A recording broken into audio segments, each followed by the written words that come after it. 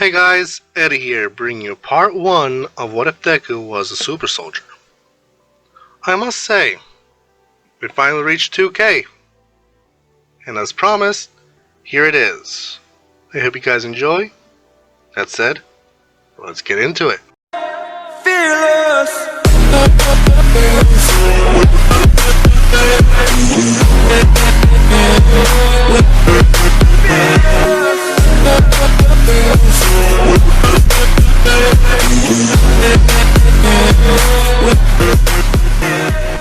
We start this series after the death of Nana Shimura, and after the beating Gran Torino gave Toshinori in UA's gym. A 35-year-old Gran Torino and a 18-year-old Toshinori entered the Kyoto Central Museum, and they stopped in front of a statue. Gran Torino would say, "Toshi, I know how you feel losing Nana. To you she was your mentor. To me, a dear friend." Toshinori would say, "Why did she have to sacrifice herself? I could have helped her. We could have helped her. I just don't get it." Gran Torino would say, "Toshi, you aren't ready." And Nana knew. And if you have this mentality, it means that you still aren't ready. You might be able to use One for All to a great extent, but you're still green in comparison. I'm definitely sure that Nana has mentioned him to you during your training with her. Am I right? Toshinori would say, "You mean the statue of the person behind you?" "Yeah, but I still don't see the point here."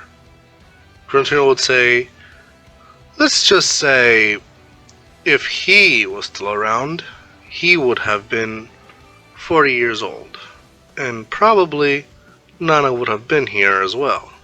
Or rather, One for All would have been entrusted to him instead of her. Consequently, you'll still be quirkless." Toshinori would say, "Then tell me why. Why isn't he here? Why did he die? And most importantly, why didn't he save Sensei?" Gran Torino, punching Toshinori in the stomach, he would say, "You fool! You are walking in his footsteps without even realizing it. So shut up and listen for once in your life, instead of jumping head first without knowing." Toshinori clicked his tongue and he would say, "Like I said, I don't see the point you bringing me here." Gran Torino, calming down, he would say, "Do you know why Nana chose you?" Toshinori would say, "Because of my dream to be the symbol of peace?" Gran Torino would say, "That's too naive. But, long story short, yes. For that very reason. And the sincerity behind that naive dream of yours. Only one other person said those words to her. And it was him. Izuku Midoriya. Her childhood crush. And just like you, he was quirkless. You see where I'm going at?" Toshinori, confused, he would say, "Am I just a replacement?" Gran Torino would say, "No, you idiot. Izuku wanted to bring peace when there was chaos. But unlike you, there weren't heroes at that time. So he, a teenager such as yourself, did the impossible. And with the help of his father, Professor Midoriya, and Professor Mark Shield, they made a serum which could make even a quirkless person send out to people with quirks. But they mainly used it on people with weak quirks. So most of the tests failed because of the quirk itself. And the subject died a horrible death." Toshinori would say, "But what happened to him?" Gran Torino would say, "Well, it enhanced his body to almost above superhuman. And the amazing part is, that serum didn't just enhance his body, but everything about him, including his personality and emotions." Toshinori would say, "But why? Why did he go to that extent? he didn't have to. Gran Torino would say, "You're right, he didn't. He didn't have to meddle in where he didn't have to." But isn't that a true essence of a hero? He stopped the war 26 years ago. Yep, he showed him the fear of God. Toshinori was confused and would say, "I don't get it. What are we talking about?" Gran Torino would say, "Toshi, the same person that took Nana's life, was there. And he feared Izuku." Toshinori would say, "Wait, what? You mean to say All For One feared this Izuku person?" Gran Torino would say, "Yes, it's because of Izuku that society is the way it is." You could say that Izuku and everyone that had the same ideals, including Nana's mentor, were fighting not only All For One, but also another faction that was called the Metal Liberation Front. They believed those with powerful quirks should be on top, while the powerless should stay on the bottom. And the creator of that faction died in prison, but his son took over, but he died by Izuku's hand. Toshinori would say, "Wait, this Izuku guy killed?" Gran Torino would say, "He didn't enjoy it, but he did what he believed was right. Besides, haven't you heard the term, all is fair in love and war?" Toshinori would say, "But what about All For One?" Gran Torino would say, "Well, Izuku injured him, and as you've seen, he was missing an eye, which was Izuku's doing, alongside some major injuries." Toshinori would say, "Then what about Izuku?" Gran Torino, pointing behind him, "Well, that's what remains. That's not an actual statue. All For One turned him into a statue before retreating, and nobody knows if he's alive or dead."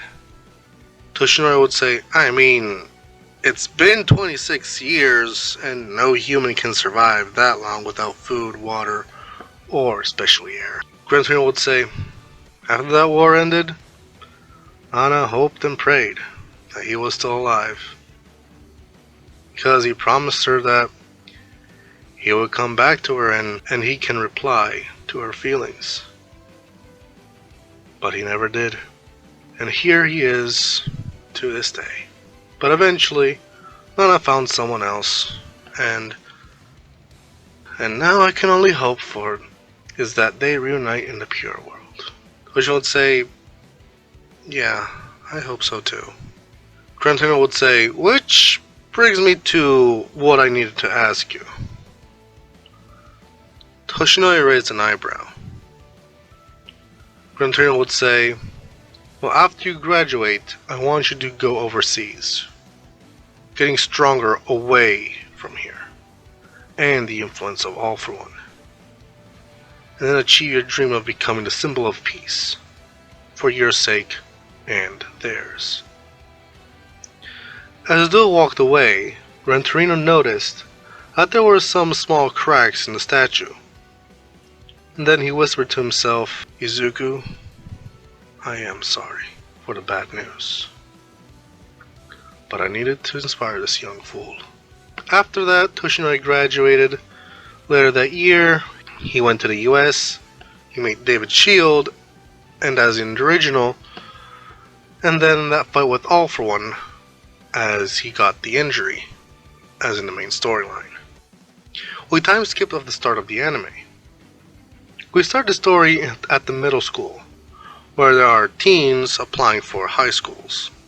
The teacher would say, "Alright class, this is your final year in the school, so I hope you guys know what you want to do when you grow up, and apply to the right courses. But I guess there's no need for these, because all of you want to go to the hero course." As the class retorted in excitement, a certain blonde made his intentions known. Baku would say, "Hey teach, don't compare me to these D-listers. They'd be lucky to be sidekicks to some wannabe hero." The teacher would say, "Ah yes, Katsuki Bakugo. You're applying for UA." As the students lamented the fact that he could actually apply there, the teacher speaks up. The teacher would say, "And apparently, you aren't the only one. Izumi Midoriya, you've applied as well. And you've got a higher score than Bakugo in the mock tests." Bakugo, furiously, he would say, "What? Who cares about the tests? To be a hero, you got to have a quirk. And last I checked, she doesn't have one, just like her sorry excuse for a chest." Everyone started to laugh, realizing that she, out of everyone, was the quirkless loser, and she, out of all the girls, was the only one with a flat chest. The teacher would say, "Settle down, class, and all of you should feel ashamed. Insulting a classmate that has better grades, and nobody should be insulting someone else's body, especially since you are still growing." A random student would say, "Hey, teach, did you hear the news? Last night a villain broke into Kyoto Central Museum and stole a statue." A female student would say, "No, it wasn't stolen. Someone broke it." The teacher would say, "Calm down, students. Though it is true that statues and historical treasures shouldn't be neither stolen nor broken. But that said, let's go back to the lecture." By the end of that day, Bakugo told Izumi the same things as in the original, and Izumi meets the sludge villain. All Might saves her, and she clings onto his leg, consequently showing her his Small Might form, and bringing the events to the sludge villain attack 2.0. While that was going on, we cut over to a building where an individual is waking up. The nurse would say, "Oh, Mr. Midoriya, how are you feeling?" Izuku would say, "My head. Where am I? What happened?" The nurse would say, "You've been out of it for a while now." Izuku would say, "Did we win?" But as soon as he said that question, the nurse was silent. And that raised suspicion in Izuku's mind. Izuku would say, "Who are you?" The nurse would say, "I'm just a nurse. Are you okay?" Izuku got up and went to the window. Then the nurse tried to keep him in bed, but he noticed that the window was fake. And he noticed a ring on the stand that he recognized. Before the nurse could say anything, he pocketed the ring and ran off from the door, encountering guards trying to stop him. Izuku fought his way through guards, stealing some of their tasers and knocking most of them out, and managing to escape. Izuku used his strength to jump onto buildings to see if anybody was following him. But all he saw was a city buildings intact. He wanted to stop and take in the view, but some of the guards managed to catch up to him. Therefore, Izuku went back onto the streets and going between alleyways, managing to lose his pursuers. He made his way into the shopping district to blend into the crowd. But there he saw a sludge villain holding a boy hostage. And then he saw a girl jumping in to save him, while throwing her school bag into the villain and hitting his eye, as the villain squirmed in agony. And before the girl could be on the receiving end of sludge tendril, Izuku leaped in to save the girl. Izuku would say, "Are you okay, miss?" Izumi blushing, she would say, "Yes." Izuku would say, "Good. Now if you don't mind, I have something to do." Izumi looked in confusion, but Izuku blitzed the sludge villain and grabbed its eye. Izuku would say, "Okay, freak. We can do this the easy way or the painful way. Let go of the kid or meet your doom." The sludge villain would say, "Give me my eye back." Izuku pulling the taser he stole, he would say, "Surrender the kid or I'll electrocute your eye." The sludge would say, "Who in the hell are you?" Izuku would say, "Someone that hates bullies, no matter where they come from. I'll give you the count of 3 to choose. Then I'll be choosing for you." The sludge villain was nervous. Izuku counted down, but the villain tried to escape, which made Izuku tase the eye that he had in his hand, while he grabbed Bakugo and dropping the taser into the pile of sludge, so that the villain stayed in place. Bakugo, after coughing, he would say, "Who the hell you think you are? I didn't need your help. I had him where I wanted him." Izuku would say, "Is this really how you should be thanking someone that just saved your hide? You say that you had him where you wanted him, right?" Bakugo said, "Yeah, of course I did, and I had a plan." Izuku would say, "So, that thing being 6 inches down your throat was part of your plan, or did that thing just improvised?" There was a slight chuckle coming from the crowd, and that made Bakugo furious. But before he could say anything, Izuku spoke up. Izuku would say, "Some word of advice, kid. Go back to mommy and learn some manners before you encounter the wrong person that will beat the manners into you."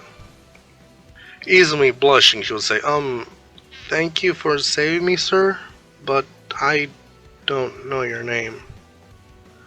Before Izuku could say his name, the area was surrounded by a SWAT team, and a person in a suit was walking up to Izuku.